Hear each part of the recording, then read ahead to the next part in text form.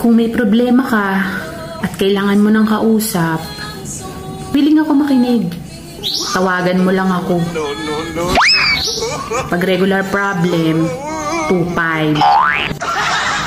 Pag may advice, 3.5. Kung gusto mo namang sabayan kitang umiyak, 4.5.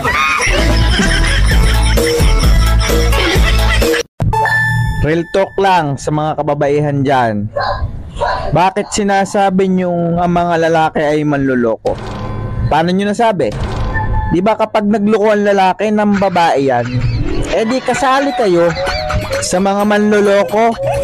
Bakit niyo ipasosolo sa amin? Ano ba yung ginawa namin mag-isa?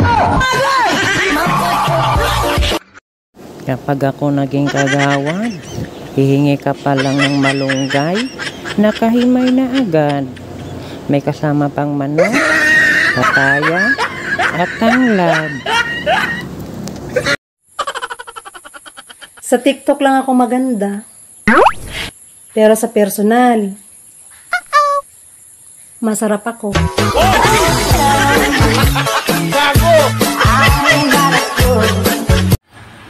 Kuya, may tanong ako.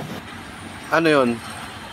Ano bang meron sa mga sexy na wala sa aming matataba? Leeg.